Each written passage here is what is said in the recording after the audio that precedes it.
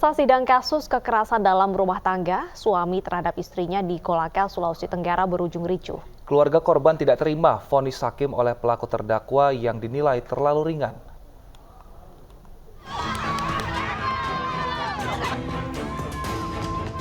Massa yang terdiri dari sebagian besar mama ini protes dan ingin menerobos masuk ke Pengadilan Negeri Kolaka Utara, Sulawesi Tenggara.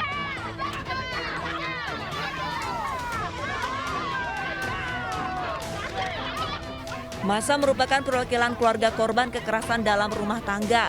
Mereka geram dengan putusan pengadilan yang hanya menjatuhi hukuman 2 tahun penjara kepada terdakwa.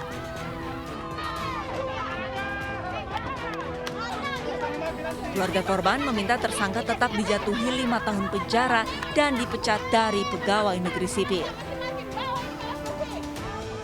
April itu harus dihukum seberat-beratnya dan harus dipecah. Karena dia itu 1 malam 1 hari dia siksa di rumah, baru sesudah itu Pak, nah bawa pergi di rumah sakit, begitu sampai di rumah sakit Pak, langsung dia letakkan begitu, langsung dia bawa lari anaknya.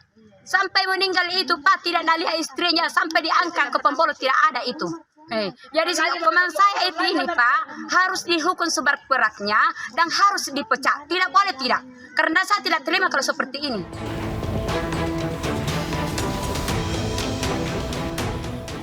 Sebelumnya, Hamira meninggal dibunuh suaminya sendiri di desa Ponggiha Januari 2022 silam.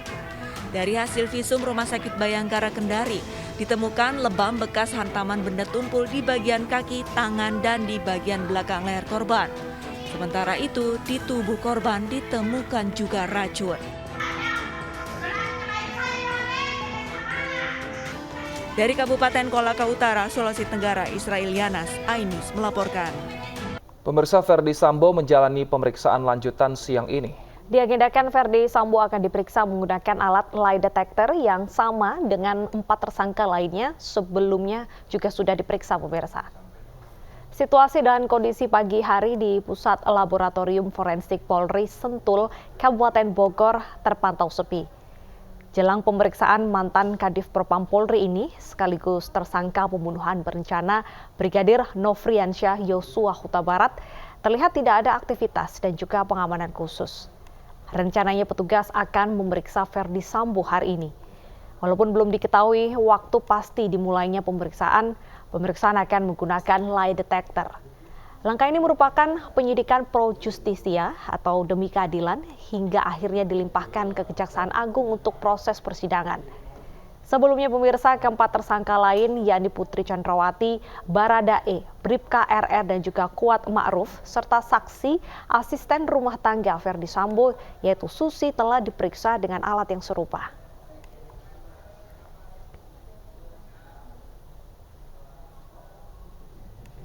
Kita akan kembali bergabung dengan rekan kami Camar Hainda langsung dari Sentul, Jawa Barat.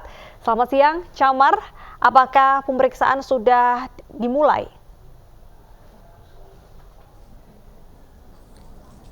Baik, selamat siang Wilson, Deta dan juga pemirsa. Saat ini saya sudah berada di depan gedung Pusat Laboratorium Forensik Polri, tepatnya di kawasan Sentul, Kabupaten Bogor.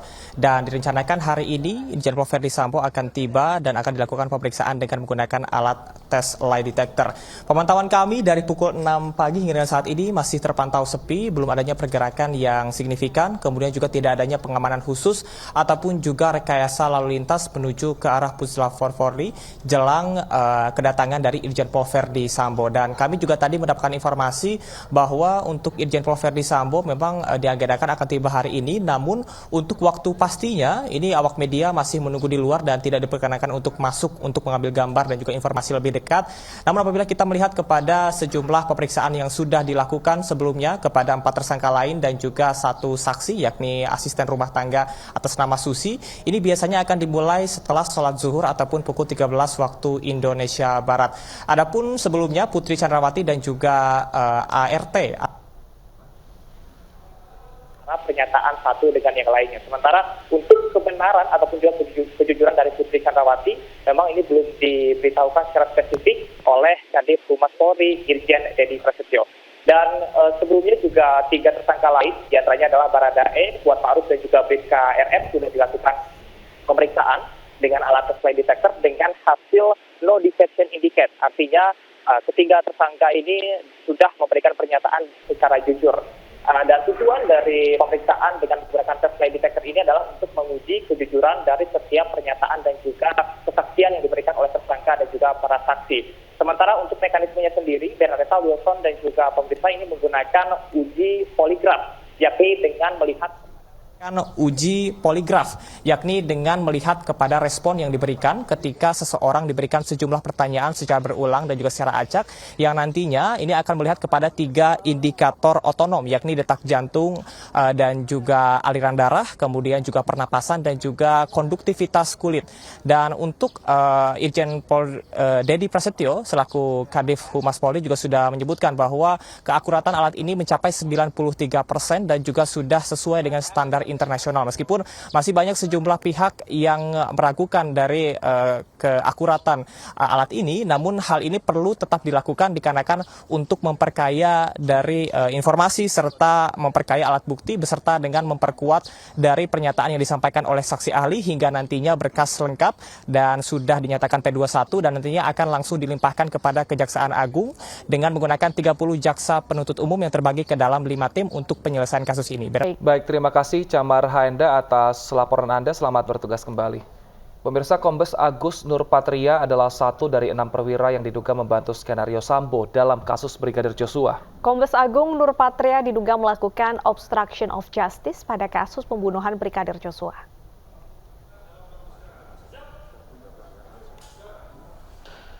Sidang kode etik Kombes Agus Nurpatria terkait obstruction of justice atau menghalangi penyidikan kasus Brigadir Joshua sudah dilanjutkan pada kemarin siang. Agenda sidang pada Rabu siang kemarin adalah pembacaan tuntutan, pembelaan dan juga putusan. Sebelumnya sidang etik Agus Nurpatria berlangsung selama 13 jam sebelum diskors. Sidang menghadirkan 14 orang saksi termasuk Brigjen Hendra Kurniawan. Kombes Agus Nurpatria diduga terlibat merusak CCTV dan melakukan pelanggaran saat olah TKP kasus kematian Brigadir Joshua. Contoh misalnya KBP ANP ini, ya dia bukan hanya melanggar satu pasal, dia melanggar beberapa pasal. Ya selain merusak barang bukti CCTV, ada juga ya pelanggaran lain pada saat melaksanakan olah TKP.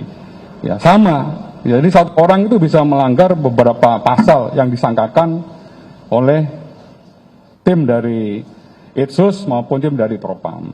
Ini semuanya dibuktikan. Pemirsa, ex-Paur Subbak Sumda, Bakrenmin Div Propam Polri, AKP Diah Chandra Sati akan menjalani sidang etik pada hari ini. Dan untuk mengetahui situasi terkini sudah bergabung bersama kami dari lokasi Nasta Syafrina. Nasta, apakah sidang etik sudah dimulai dan apa hasilnya sejauh ini? Ya, selamat siang Wilson dan juga Deta. Polri juga menjadwalkan pemeriksaan untuk sidang kode etik terhadap AKP Diah Chandrawati selaku ex-Paurlok Bakrenim Divisi Propam Polri pada hari ini. Di mana untuk dimulainya sidang kode etik ini dimulai pada pukul 11 waktu Indonesia Barat. Namun pada pagi tadi juga kami sedang berjaga-jaga di kawasan TNCC Mabes Polri bahwa memang di sini juga belum ada pergerakan, sehingga tadi itu juga sudah dimulai berlangsungnya sidang kode etik terhadap AKP Diah Chandrawati. Kadif Humas Polri Irjen Pol Dedi Prasetyo juga menyebutkan bahwa untuk sidang kode etik ini tidak terkait dengan kasus dugaan obstruction of justice, melainkan dipastikan ini merupakan sidang kode etik dengan pelanggaran yang relatif sedang. Kemudian juga jika kita melihat lagi memang Diah Chandrawati ini merupakan 24 Polri, di mana ini dilakukan mutasi dikarenakan dalam kasus dugaan pembunuhan Brigadir Joshua Huta Barat. Kemudian juga pada kemarin juga dilakukan juga adanya pemecatan juga kepada Kombes Agus dikarenakan memang di sini terdapat adanya obstruction of justice. Jika kita melihat lagi memang terdapat 5 tersangka dalam kasus pembunuhan Noviansyah Yosua Huta Barat atau alias ini Brigadir J dengan 5 tersangka yaitu Ferdi Sambo, Kuat Ma'ruf, Barada RE, Bribka RR, dan juga Putri Chandrawati. Wilson. Baik, terima kasih Nastasia Frina atas laporan Anda. Selamat bertugas kembali. Mirsa, Bupati Mimika Eltinus Omaleng ditangkap penyidik Komisi Pemberantasan Korupsi di salah satu hotel di Kota Jayapura, Papua dengan dugaan kasus korupsi rumah ibadah. Pagi ini Eltinus Omaleng diterbangkan ke Jakarta untuk diperiksa.